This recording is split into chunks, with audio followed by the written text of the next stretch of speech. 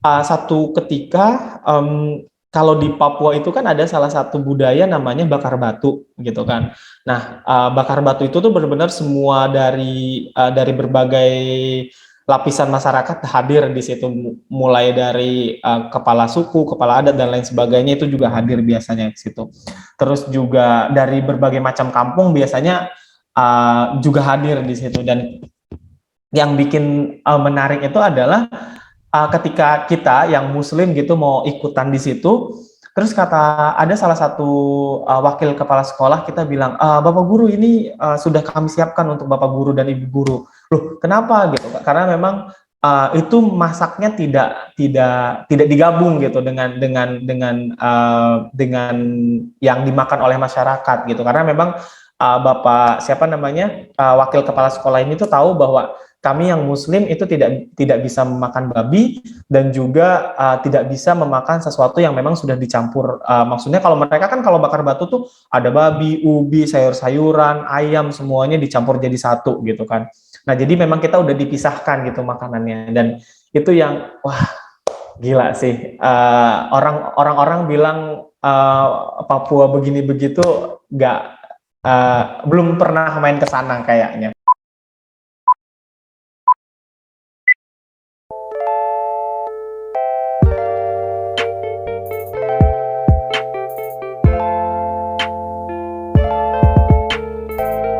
Assalamualaikum warahmatullahi wabarakatuh. Selamat pagi, selamat siang, dan selamat sore, selamat malam buat teman-teman semua yang nonton podcast Obras, obrolan bersama Hima BK. Nah, sebelum kita mulai podcast pada kali ini, kita perkenalan dulu kali ya. Saya Rini Gusti Cahyani sebagai host podcast Obras, obrolan bersama Hima BK pada kali ini. Nah, kalian tahu nggak sih podcast kali ini podcast yang keberapa? Podcast kali ini adalah podcast yang kelima, yang berarti ini adalah podcast terakhir di Hima BK. Tapi nggak apa-apa, kalian nggak perlu takut atau bingung, karena kalian tungguin aja konten-konten Hima BK lainnya atau proker-proker Hima BK lainnya. Oke, di sini kita kedatangan bintang tamu nih. Bisa tebak nggak siapa kakaknya? Nih, di sini kita sudah kedatangan Kak Ahmad Sururi. Assalamualaikum warahmatullahi wabarakatuh. Halo Kak. Waalaikumsalam warahmatullahi wabarakatuh. Halo semuanya, selamat Selamat pagi, siang, sore, dan selamat malam. Oke, Kak Ahmad ini sebagai salah satu orang yang mengikuti pengajaran di daerah 3T. Nah, mungkin teman-teman di rumah udah pada pengen tahu kali ya, Kak Ahmad ini tuh orangnya gimana, atau mungkin perkenalan diri dulu sebelumnya. Oke, thank you. Rini ya panggilannya. Thank you banget Rini. Oke, teman-teman semua, selamat pagi, siang, sore, dan malam. Perkenalkan, nama saya Ahmad Sururi. Biasa dipanggil Ahmad atau juga Sururi juga boleh. Saat ini saya sebagai konselor di SMA Lab School Cirende. Namun sebelumnya, saya baru selesai sebetulnya. Saya baru selesai studi master saya. Jurusan yang saya ambil itu Educational Psychology di International Islamic University Malaysia. Setelah lulus, saya langsung masuk di Lab School Cirende. Sebelum itu, saya juga sebagai konselor karir di SMA Insan Cendekia Madani. Terus sempat menjadi pengajar muda. Jadi kalau waktu tahun 2015 itu saya sempat menjadi pengajar muda Gerakan Indonesia Mengajar. Bukan 2015, 2016, ya betul. 2015 pelatihannya, 2015 akhir sampai ke 2016 akhir penempatannya, kurang lebih 1 tahun di Pegunungan Bintang. Nah, nanti kalau misalnya teman-teman mungkin nanti ada yang tahu atau ada yang pernah dengar, jadi kalau Pegunungan Bintang itu di Papua. Jadi saya waktu itu di Papua, di Pegunungan Bintang Papua kurang lebih 1 tahun. Sebelumnya juga mengajar sebagai konselor di SMA Muhammadiyah 3 Jakarta. Mungkin itu kali ya, Rini, nggak perkenalan singkat sih, tadi cukup panjang ya perkenalannya karena mencelok ya. Apa-apa Kak, tapi keren banget sih Kak Ahmad ini. Benar-benar banyak banget perjalanan yang udah dilewati dan prestasinya pasti banyak banget. Baik, terima kasih ya Kak sebelumnya udah memperkenalkan diri. Kita lanjut aja ya untuk membahas tentang program Indonesia Mengajar ini ya Kak. Gimana Kak? Boleh dengan senang hati. Oke, untuk pertanyaan pertama ya Kak, program Indonesia Mengajar itu apa sih Kak? Gitu boleh dijelaskan mungkin kepada teman-teman di rumah? Oke, jadi sekarang mungkin kalau misalnya teman-teman pernah mendengarnya, program Indonesia Mengajar itu adalah salah satu program. Sebenarnya Indonesia Mengajar itu nama lembaganya ya, nama yayasannya. Jadi programnya itu adalah program pengajar muda kayak gitu. Program pengajar muda itu adalah pengiriman putra-putri terbaik bangsa kalau kata orang-orang Indonesia Mengajar, karena memang proses seleksinya cukup sulit untuk bisa sampai di sana, itu untuk mengajar, mengabdi, dan berinteraksi dengan masyarakat di seluruh Indonesia, seperti itu. Jadi mulai dari Sabang sampai Merauke. Jadi nanti kita ditempatkan di satu daerah yang memang jauh gitu ya, jauh dalam artian dalam konteks jauh dari Jakarta ya. Sebenarnya kalau misalnya kita ngukurnya dari daerah tersebut mungkin deket-deket aja gitu. Tapi kalau misalnya karena kita berada di Pulau Jawa, jadi jauh dari Pulau Jawa seperti itu. Itu dikirimkan ke sana selama 1 tahun.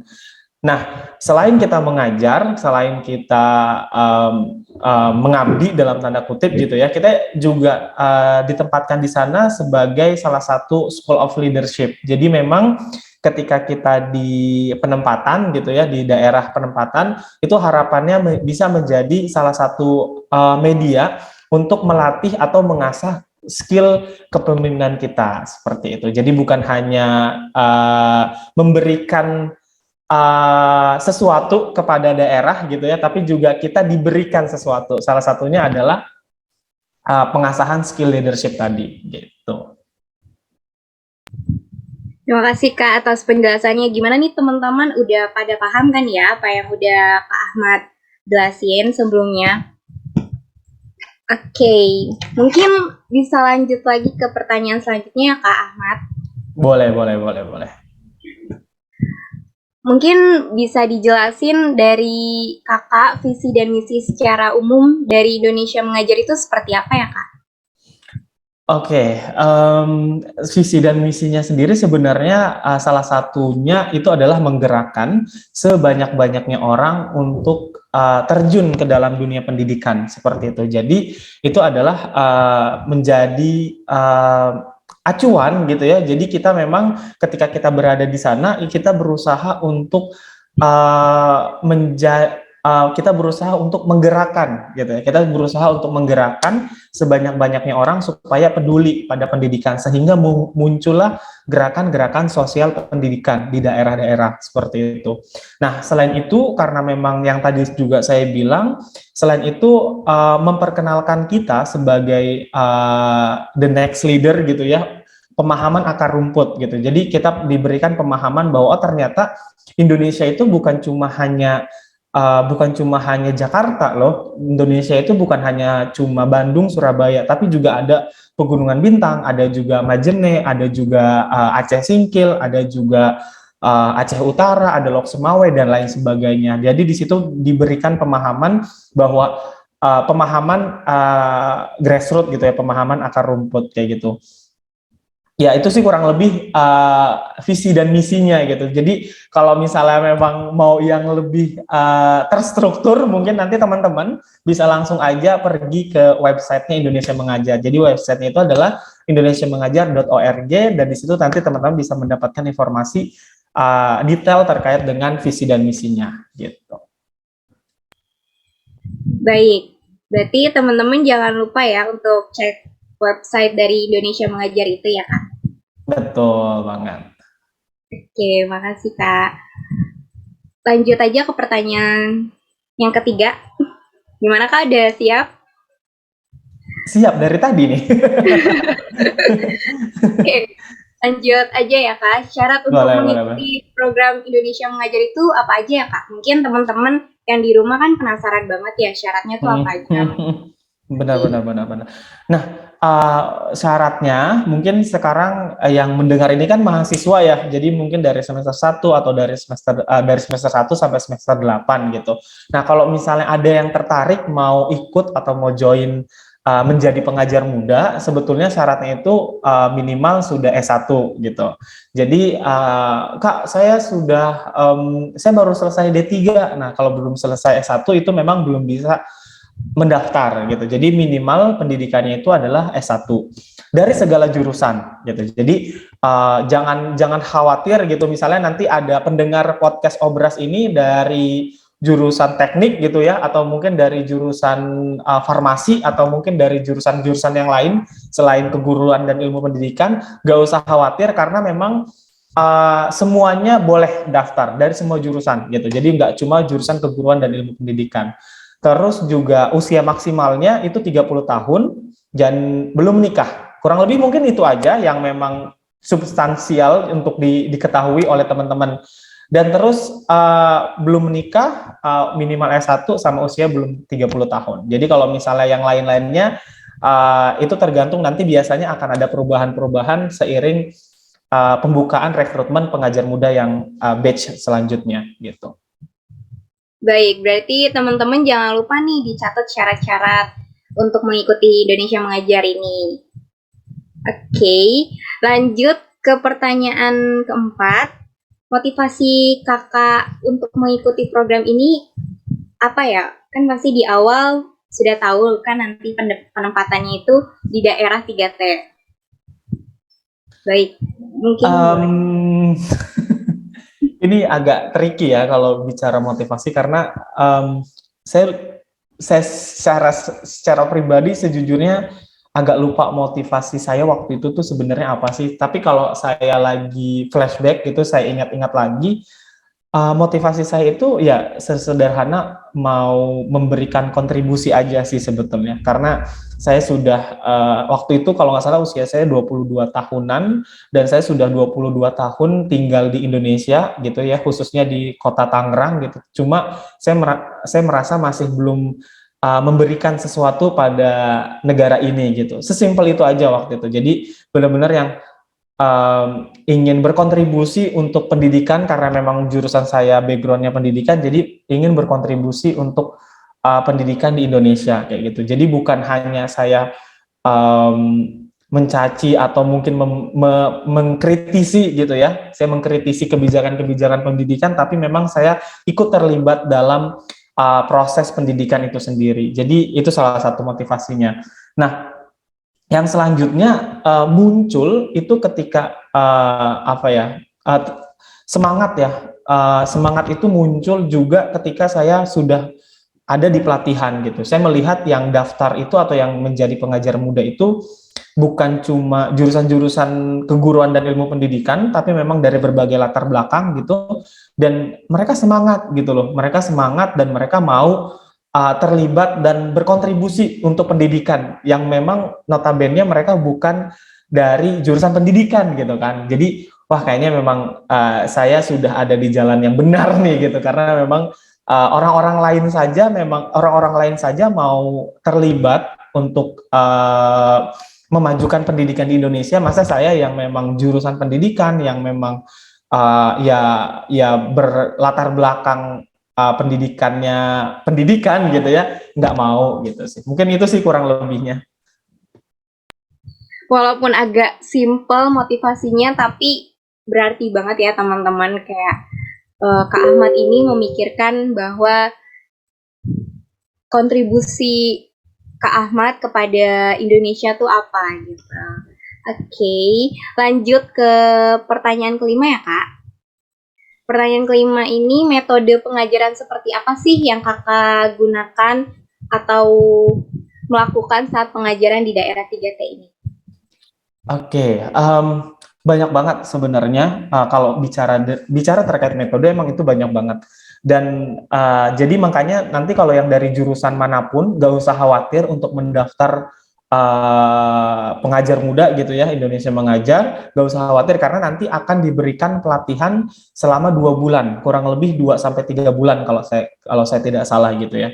Pelatihannya sangat-sangat intensif, jadi waktu itu kita benar-benar sudah yang, kalau saya waktu itu 2 bulan dan udah benar-benar yang masuk camp gitu ya. Jadi saya di situ masuk camp di mana sudah disetting sedemikian rupa pelatihannya kayak gitu. Jadi, nah di situ kita juga belajar metode belajar kreatif sih salah satunya. Jadi gimana kita memperkenalkan ketika belajar matematika tuh nggak yang cuma bikin mereka jenuh gitu ya. Terus juga belajar bahasa Indonesia juga tidak membuat mereka jenuh kayak gitu.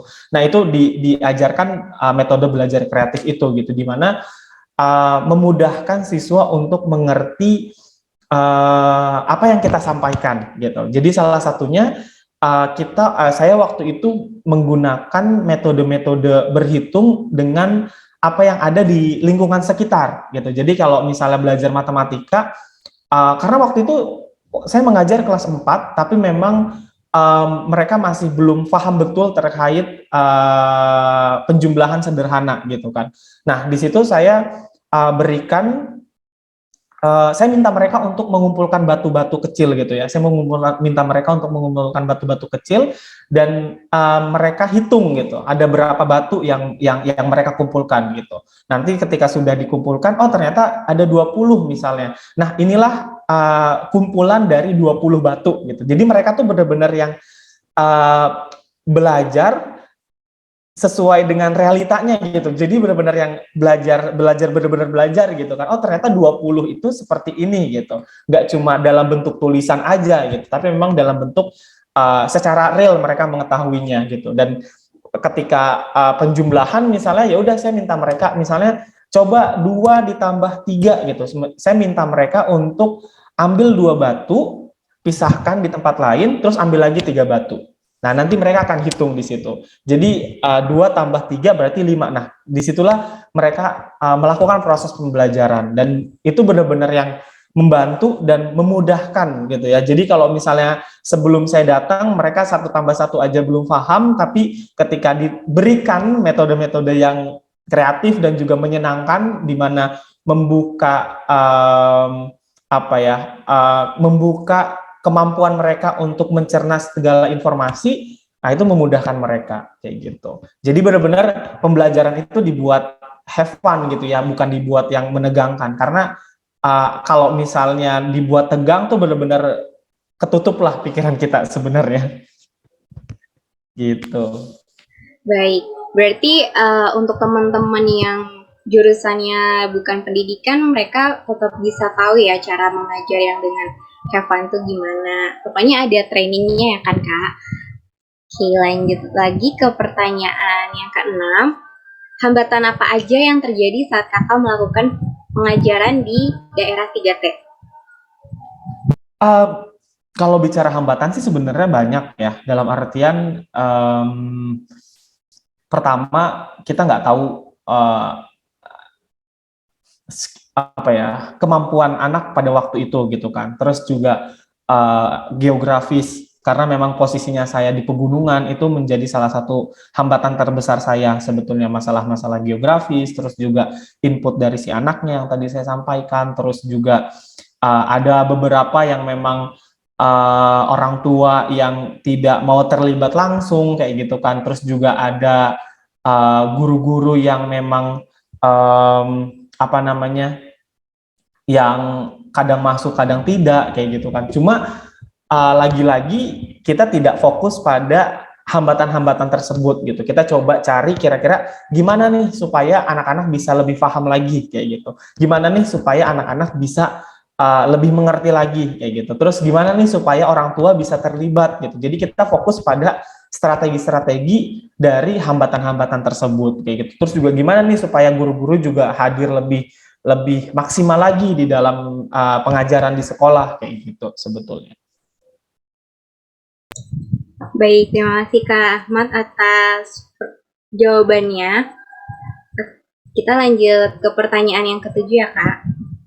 Apakah ada pengalaman menarik atau berkesan buat Kakak saat melakukan pengajaran di daerah 3T?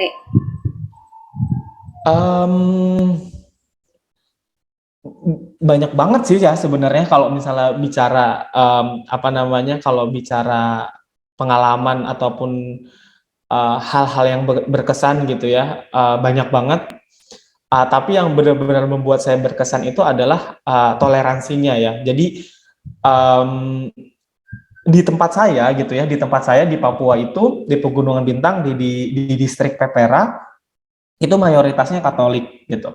Dan mereka memang masih ada masih miara anjing, masih miara babi kayak gitu kan dan segala macamnya. Dan satu ketika kalau di Papua itu kan ada salah satu budaya namanya bakar batu gitu kan.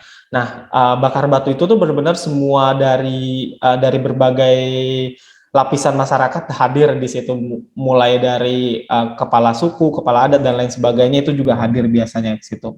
Terus juga dari berbagai macam kampung biasanya juga hadir di situ. Dan yang bikin menarik itu adalah ketika kita yang muslim gitu mau ikutan di situ, terus kata ada salah satu wakil kepala sekolah kita bilang, Bapak guru ini sudah kami siapkan untuk Bapak guru dan Ibu guru. Loh, kenapa gitu? Karena memang itu masaknya tidak digabung gitu dengan yang dimakan oleh masyarakat gitu. Karena memang Bapak siapa namanya wakil kepala sekolah ini tuh tahu bahwa kami yang muslim itu tidak bisa memakan babi dan juga tidak bisa memakan sesuatu yang memang sudah dicampur. Maksudnya kalau mereka kan kalau bakar batu tuh ada babi, ubi, sayur-sayuran, ayam semuanya dicampur jadi satu gitu kan. Nah, jadi memang kita udah dipisahkan gitu makanannya. Dan itu yang wah gila sih. Orang-orang bilang Papua begini begitu nggak belum pernah main ke sana kayaknya. Tapi kalau misalnya mereka yang sudah pernah main ke sana, saya merasakan kedamaian, kenyamanan, dan kekeluargaan yang sangat-sangat hangat di sana gitu. Dan satu lagi tuh, waktu itu saya ingat banget juga saya mau sholat duha gitu kan. Saya mau sholat duha, terus namanya kita guru dan ada wakil kepala sekolah, izin kan ya, saya izin, Bapak saya mau izin sholat duha sebentar, kata saya kayak gitu. Aduh, Bapak Guru, tahu salah, nggak usah, katanya apa? Nggak usah izin-izin, kalau Bapak Guru mau ibadah, ibadah saja. Oh, wow, kata saya, uh, di bagian Indonesia yang lain tuh sepertinya belum tentu sehangat itu gitu ya. Mungkin yang katanya mereka berpendidikan dalam tanda kutip gitu ya, mereka berpendidikan, mereka punya pendidikan yang tinggi gitu ya, mungkin belum tentu bisa sehangat itu gitu. Tapi di situ saya benar-benar merasakan kehangatan dan kekeluargaan yang sangat erat sih sebenarnya. Baik, berarti benar-benar berkesan banget ya Kak pengalaman. Sangat berkesan. Tidak menyangka bahwa toleransi di sana tuh setinggi itu, ya kan Kak? Betul banget. Lanjut ke pertanyaan ke-8.